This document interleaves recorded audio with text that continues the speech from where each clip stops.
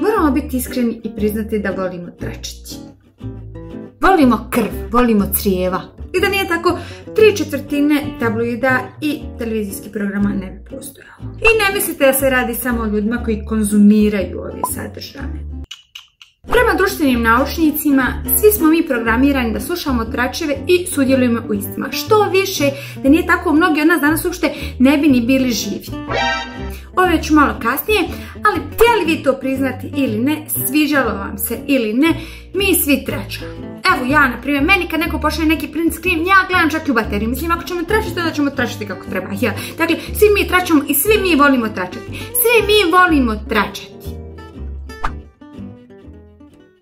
Osim kada tračaju o nama.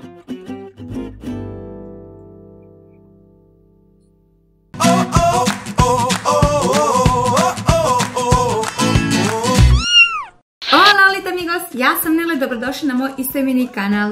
Neki dan sam slučajno otkrila da prema španjolskom antimobbing zakonu tračanje na poslu može da bude ocijenjeno kao krivično djelo. Ili drugim riječima, tračanje može da bude tretirano kao kriminal. I sad ja nešto razmišljam kako bi to bilo kod nas na Balkanu. Jer kad bi ogovaranje bilo krivično djelo, šta bi onda bilo spinko? I svim ostalim senzacionalističkim tabloidima i portalima. Zamislite samo Željka Mitrovića kako uzrujano trči u krug i ono govori šta ćemo sad, šta ćemo sad, šta ćemo sad, šta ćemo sad? A slušaj, da ne bi možda emitovo iz kape doma Zenica. Tema ovoga videa je stvarno od krucijalne važnosti za naše društvo. Mislim da se neko o ovome već davno trebao pozabaviti. Tračanje. Ja ne znam kako iko može da govori išta negativno o tračanju. Ogovaranje je jedna jako bitna i prijeko potrebna društvena aktivnost. Nemoj tako da me gledaš. I ti prestani puštati tu muziku, govorim ozbiljno. Tračanje je po defektu jedna jako pozitivna i korisna socijalna komponenta. I to ne kažem ja, nego društvene nauke. Mada kao i sve što se koristi ekstremno može da ima jako loše efekte, kao što na primjer možeš da se intoksikiraš pitkom vodom i umriješ, tako isto možeš i od tračanja. Dobro, ne možeš umrijeti od tračanja, ali neko te sigurno može ubiti. Mislim, na kraju bi opet umro, ja. Tračanje je jedna evolutivna adaptacija. Ona je dio ljudske prirode i mi smo prema priznatom profesoru psihologije Franku McAndrewu potomci onih koji su bili dobri u tračanju. Znači, trebamo biti zahvalni našim precima što su bili tračare, jer da nisu mi danas možda ne bismo ni postojali. Prema njegovim tvrdnjama, prahistorijski ljudi koji su bili fascinirani tuđim životima su postizali veće uspjehe u zajednici. Znači, da bi preživio, pećinski čovjek je trebao da zna ko s kim spava, ko ima moć, ko ima pristup resursima, i ako nisi bio dobar u tome, amigo moj, nisi mogao ni da uspiješ. Što bi danas bilo isto kao biti u stranci.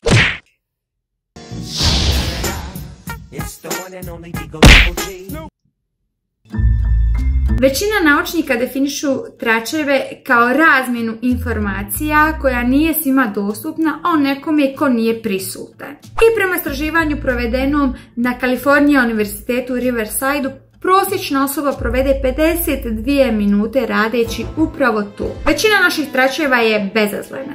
Samo 15% naših razgovora uključuju negativne predrasude, dok je sve ostalo uglavnom dokumentarisanje činjenica poput zakasnio je na posao, išla je u bolnicu ili slično. Kako kaže Megan Robbins, profesorica psihologije i pomenutog fakulteta, ovaj neutralni razgovor nam pomaže da izgradimo prijateljstva i veze i ispoznamo informacije koje su od vitalne važnosti za naš društveni život ili za našu zajednicu.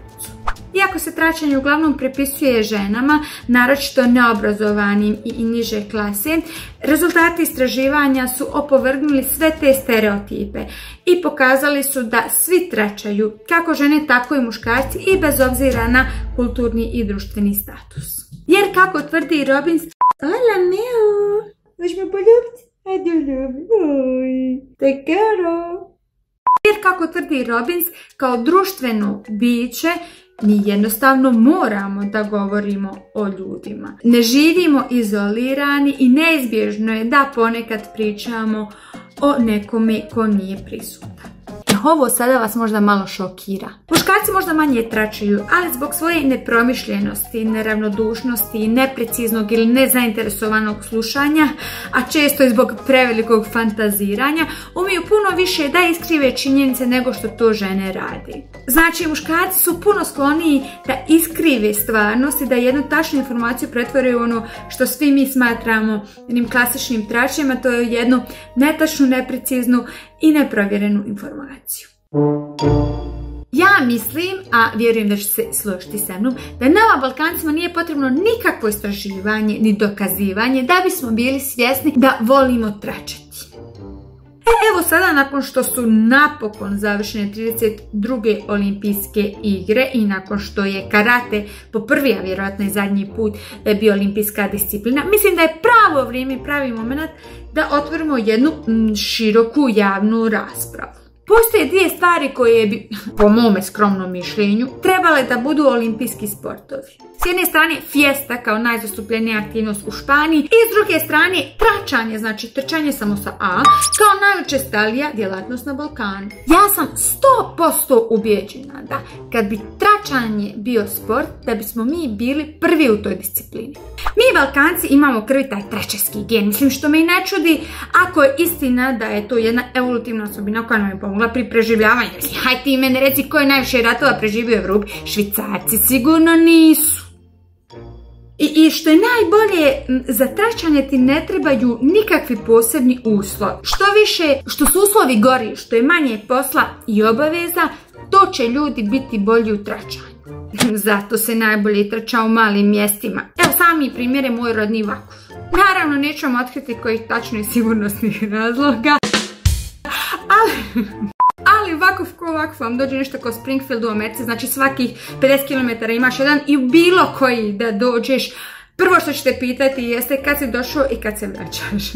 Mislim, nije ni čudo što su to sve manja mjesta kad te šalju nazad prije nego što se raspakovao.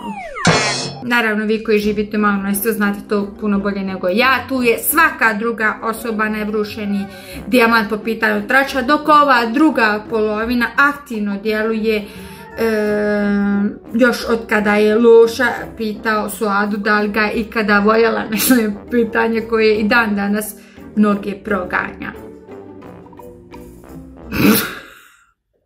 Jel me pratite? Tračanje je dio nas, to nam je u venama, to nam je u genima, mislim, novi i organi bi nam tračali da mogu. Evo, ja već čujem debelo crijevo kako govori tankom. Ne okreći se jednog slijepog.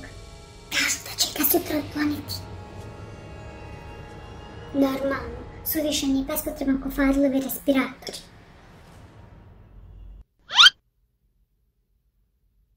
Gle, ako želiš proširiti neki trač, onda obavezno moraš koristiti 3 magične riječi. Nemoj nikome reći.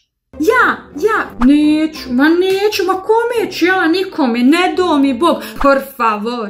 Ali vidjet ćeš kako mu se automatski šire zjenice, kako počinje da drhti i da ga obliva hladan znoj. Naravno simptomi koji ga neće proći sve dok nekome ne kaže. Ali kako to obično biva? Ovako. Imam ti nešto reći. I naravno ti tako ovo drugo već baciš u trans i da mu ne kažeš ništa, jedničak cijelu noć ne bi mogao vjerovatno da zaspe. I onda se okreneš na desno i na lijevo, te se zatim malo sagneš i onda šapučući kažeš: znaš li, sinoć kad smo se... Nikad mi neće biti jasno zašto se u takvim situacijama saginjemo i ponašamo tako. Jel zaista mislimo da tako nećemo nikome skrenuti pažnju? Da niko neće početi sumnjati? Ti vidiš dva lika da tako pričaju i odmah znaš ili tračaju nekoga ili će da izvode slobodan udarac. Drugog nema. I znate još nešto? Prave tračare su kao oni ufurani. Ne znaju da jesu. I pored toga što ne znaju da jesu, oni su ubeđeni da su to u stvari drugi. I onda vidiš kako čitaju dnevnu štampu, ali od zada. I onda kad ih pitaš šta radiš, gledam slike. Gledaš slike ili jel se vratilo dite Severini? Priznaj! Nema veze, priznaj! Evo, jel se sjećate kad je Đoković bio u Barceloni, pa kad se susreo sa Shakirom?